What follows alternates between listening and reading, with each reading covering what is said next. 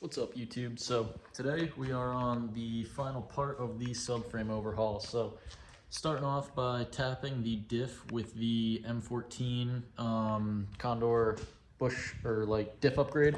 I've heard some people love it, some people are like, you don't really need it, but I'm gonna do it anyway because I want seat time. So got this all prepped. Camber arms are in, semi-adjusted. I'm sure once they're in the car, I'm gonna have to adjust them a little bit more. Seems like they're gonna have a lot of camber with what it's at right now, but see what happens. And then all we really have left is epoxy in the plates, put the subframe in and drop down. So it does take like 24 hours to cure, so I'm not gonna drive it obviously until probably like Sunday because I still have to work on doing that header. Or exhaust manifold. The last bolt got stuck on when I was working on that last time, so got the stuff to fix the Dremel. Gonna cut that nut off and do the exhaust gaskets. And then one of my buddies is actually probably giving me a free motor, so I'm gonna have all spare parts for like fuel pressure regulator, MAF, whatever. I think he said it's missing the crank sensor, but I actually just bought a new one of those, so it doesn't really matter. But yeah, I'll catch up with you in a minute when I'm tapping this down.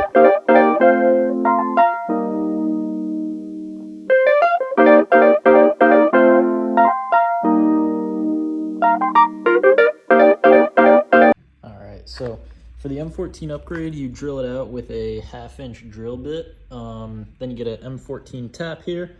See, the tap handle I had, which is in over there, wasn't quite big enough for the M14, so I rigged up a little homemade, I don't know, we'll see if this works. It's literally just a 10mm 12-point socket, and it fits perfect. There's like no play, so I'm gonna try to line it up and see if it'll go easily. If not, then I'll run to the hardware store and grab a T-handle.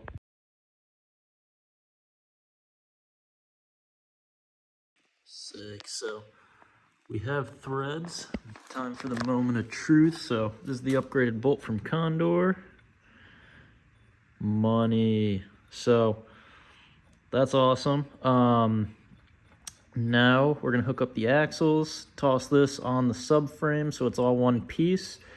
And then once the applicator gun gets here for the 3M panel bonding epoxy, then we're gonna be able to slap the subframe reinforcements up. I think they're in the trunk. And this thing's gonna be ready to rock. So I'll get back to you in a minute once it's all bolted onto the subframe.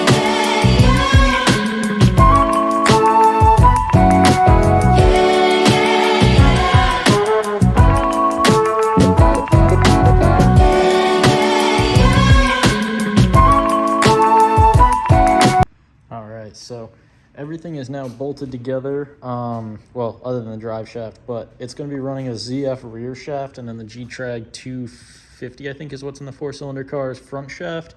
And that way I can run the 391 rear, which is going to make it so that I can run second gear pretty much all day.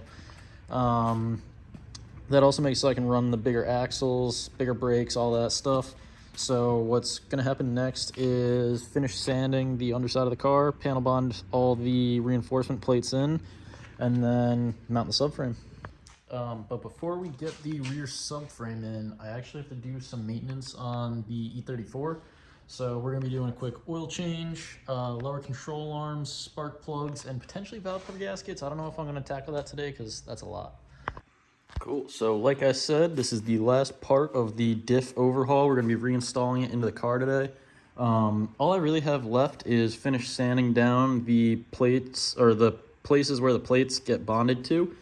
And what I'm using for bonding is 3M 08115. Apparently it's very strong epoxy. Many of people have used it for E36 track cars and E46s, reinforcing the subframes on all sorts of different cars, but I haven't seen many YouTube videos on it, so I decided to make like a little what I did and if it works. So we're gonna get right into it. Gonna keep sanding down the chassis and then panel bond the plates in, and then reinstall the subframe and new brake lines. She's gonna be ready to rip. So I'll probably hit it with some B-roll, and then we'll get back to you once everything is all prepped.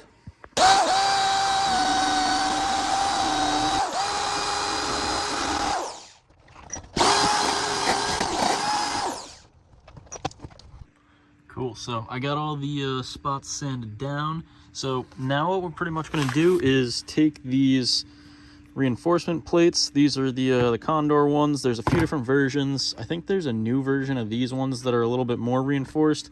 But I got these like a year or two ago, and they've been sitting on my shelf. They were originally going to go in this car, but the drift car needs them, so gonna slap them in. Gonna get a different set for the silver one.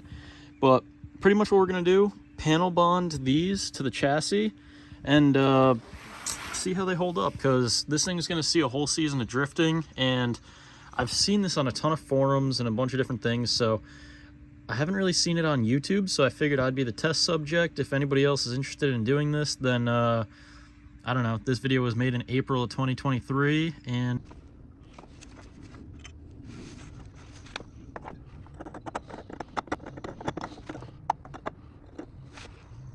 so I got the one plate in. I meant to video the whole thing putting it in, but I forgot to put Loctite on the stud before I popped it in, so I took it back out and ended the first part of that video. Forgot to hit record when I was putting it in, but put a little Loctite on it, tightened it up, looks pretty safe. So now to repeat that process 4 times, and what I'm going to do on the rear to avoid putting in this long stud, which isn't going to hold that reinforcement plate while it's bonding, is use this little guy, which is just a lug nut. I believe they're both the same M12 by 1.5 threads. So that's going to make it so that I can just tighten up the panel, let it bond while, you know, it's got to cure for a little bit before I tighten the subframe against it. So I believe it says 90 minutes. So 90 minutes, we're going to let it cure and then slap the subframe in, but I'm going to use a little lug nut just to tighten it up instead. So if you do go to do this, what I figured out is end your squeeze early, because it just keeps pouring out the end since it's building up pressure within the little mixer. But other than that, this is a pretty simple process. Just slather it up with some panel bond, bolt it in, let it harden. What sucks is it's starting to drizzle, so I'm going to try to do this real quick so that these can at least harden, but I don't know if I'm going to be able to slap the subframe in today, depending on the weather. So, got all the reinforcement plates in there. I undercoated the car with the undercoat with the rubberized, this stuff. So that should prevent more rust from starting. I hit it with all that like Rust X stuff when it was all bare, so should be pretty good with no more rust. The thing's already got enough rust, so trying to just slow it down. Last thing I gotta do, get these brake lines to come loose. Having a bit of an issue with that, so gonna keep working at it. They're soaked in penetrating oil, and I'm just kind of trying different methods at it, but try not to strip them. Worst comes to worst, I guess we could replace the whole rear brake lines, but that's going to be a pain in the butt, because then you got to drop the tank and get it at the T-valve up under there. But we'll see what we do with that, and yeah, hopefully we get the subframe in soon, but I don't know if I'm super hopeful it's going to be today. It might be tomorrow, but either way, going to be shredding soon. All right, so quick little update catching you up to speed. So the subframe, 100% done. The car, I went to put the rear brake lines on, those new stainless ones, and the lines stripped out of the chassis. So what we're going to do today is drop the fuel tank, replace the fuel lines, and then we're going to be able to put the subframe back in. So got the gas tank straps out. Those are super easy. It's just a couple 13mm bolts. You're going to want to unhook the filler neck and unhook the fuel pump so that there's nothing hooked up to the tank, and then slowly drop it down. The only issue that I'm having is that it has like half a tank of fuel, so it's leaking. So I'm gonna go get some gas tanks and try to siphon some of this out, and we'll go from there. So stuck a little tube in there, sucked on it, got the gas flowing, got a bunch in my mouth, always a good time. So just emptying this thing out, and then gonna be able to drop the tank. Then we're gonna replace the brake lines, and since we're under here, might as well replace the fuel lines and just take care of everything. And also gonna hit the underside with some undercoat since we're in here. Might as well keep the rust from spreading. So definitely making some progress. Hopefully we'll have this buttoned up in a little bit. All right, so fuel tank's all dropped. Got the lines disconnected at the T valve here. So what we're gonna do now is I'm probably just gonna end up leaving the tank like this because I don't really need to take it all the way out. I got to what I needed. I'm gonna take all the old hard lines out, and then what I really want to do is see if I can find a local place that'll make just some soft brake lines so that I can just whoop, and then we don't have to deal with the BMW hard lines. So that would be super ideal. I'm gonna call up Genetti Racing, see if they can make some custom lines for me, or see if there's a brake shop in town that will do that, and we'll see where we go from here. But it definitely came out a lot easier than I was expecting. It was literally just the 3 straps on the back, and then random stuff connected on both sides of the this side's like a breather and that side's the fuel pump. So disconnect all those rubber lines. There's a little like press fitting on there that's a little bit of a pain to get off. The other one I didn't take off because since I didn't drop it down that far, I probably could have just done this without even emptying the fuel, but I don't know. We'll keep grinding.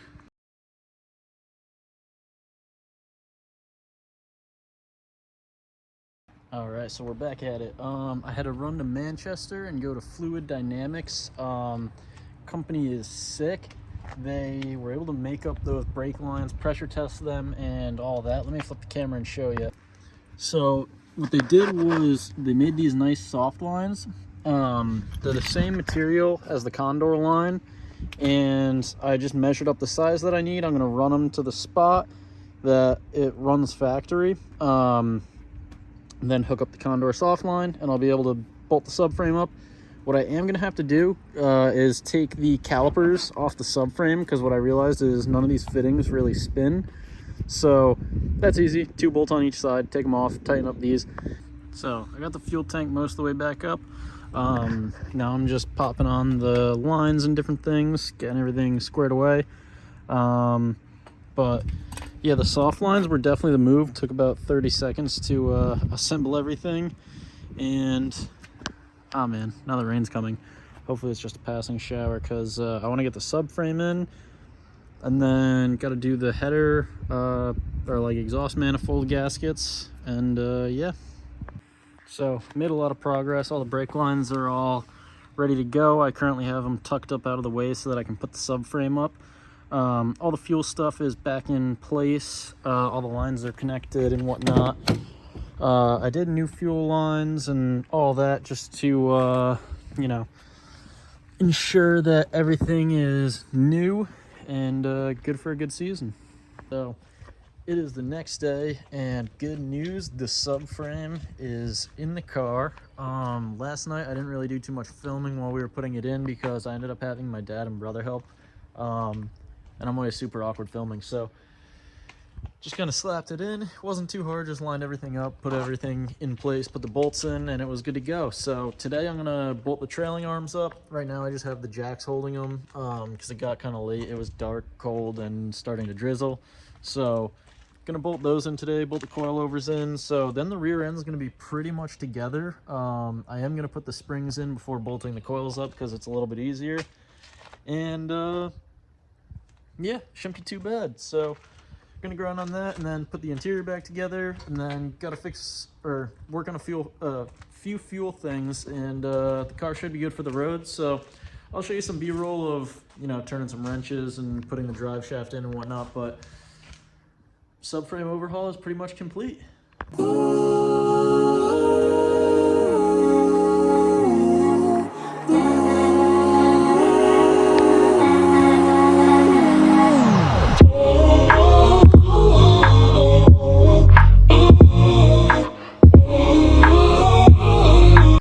So it's late, but well, not really that late. It's like 8:30, but late enough that I want to go take a shower and wrap this up. So this side's completely done. Brake line's all set. Probably should have taken a video while the wheel was off, but whatever, you get the point. This side, it's a little dark. Let me throw the light on. So got the lower control arm pretty much up in place. It's being a little bit of a pain aligning it, so I'm probably gonna wait to tackle this till tomorrow night, just because it's being a pain. Don't want to get frustrated and mess something up, so you know the vibes. But we're making good progress. The drift event isn't for, let's see, today is Tuesday. It is next Friday, so we got 9 days. Is that math right? Maybe. I could just look at the date, but since I'm taking a video right now, I can't. So we got time. This is pretty much all buttoned up, and then I got a few more things. I gotta finish doing up the fuel lines. I replaced all the lines at the tank so that I'm not dealing with any clogged lines, because I was still having a little bit of a starting issue. So I'm gonna do that, blow out the return line, and we should be all set. So everything in the fuel system has been replaced. It has a new fuel pump assembly, feed line, fuel filter. What else? I'm putting a new fuel pressure regulator in it, and front lines and injectors probably. So everything fuel related is going to be all set. And if that doesn't solve my random sometimes starting good and sometimes starting weird, it just sits there and cranks for like 30 seconds and then it'll go. So it's super strange, but trying to take care of that. And I'll probably wait to post part 4 until I wrap this all up, because I want to get a nice video of putting it down on the ground, doing a walk around, and probably, well, I mean, I guess driving it'll be the next video, because you don't need to see the driving video in the installation video, but we'll get to that. So this is just a little wrap-up video of the subframe overhaul. Everything came out pretty sick, got everything tightened up. All that's really left is bleed the brakes, all the fuel lines and everything, those are all done. So it's pretty much bleed the brakes. I'm gonna do a quick bolt check over everything, and I'm quickly doing the exhaust manifold gaskets. I started this like 2-3 months ago in a different video. Never actually finished because the car hasn't been on the road, so kind of forgot about it, and I needed some parts to fix the Dremel, so this is all set now. Got to put the new gaskets in and throw the new studs and bolts in so that we don't have to use the Dremel again like we had to back here. Yeah, as you can see, that was fun. But we're just going to double nut all these, pop them off real quick, and throw the new ones in. I actually got to go grab those out of my room. So I thought today was going to be the last day, but sadly we weren't that lucky. Let me show you a couple things that went wrong. So first off, the new studs were a little bit short, so they were a pain in the butt to get on. The stock studs were about 5 or so millimeters longer, like 10 more thread lengths, and the nuts were definitely happy with that more than these ones. I'm not sure if you can see, they pretty much sink like into the nut. And then that one I kind of mangled the stud and it's sticking out, but it's still sealing well, so I'm gonna leave it as that. But yeah, those took way longer than it should have, because they were a pain to get to like the point where they were catching the threads. You had to like push the header as hard as you could, and just a pain in the butt. Back here we got everything fully set with the subframe and whatnot. That's all put together, got the drive shaft in. The only downside was went to bleed the brakes, and the center brake line blew out. So that's pretty much the only brake line that I didn't replace while doing this whole overhaul, which I knew it was kind of not a great idea, because I was converting everything to stainless lines, which means they can hold more pressure, which means more is going through this line, and it blew it out. So I'm gonna get a replacement one of those. Not sure if I'm gonna do stock or just end up going to Fluid Dynamics and getting another pretty much the same deal that I have going on in the back, which is just a soft stainless line. I may end up doing that because those are pressure tested up to 1000 psi.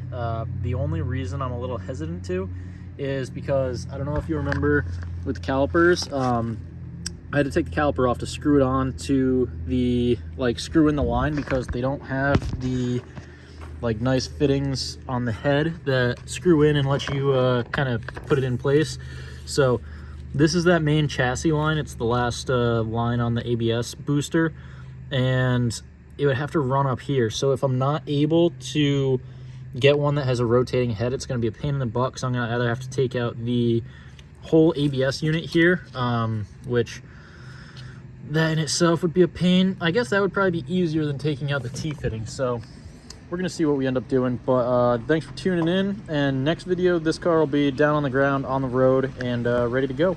Times with the bros and the shit, and we roll with the cars and it goes like, I don't wanna be lonely tonight. Don't wanna be lonely tonight. Don't wanna be lonely, so I spend some time with my homies. I don't wanna be lonely tonight. Don't wanna be lonely tonight. Don't wanna be lonely, so I go and spend some time with my motherfucking homies.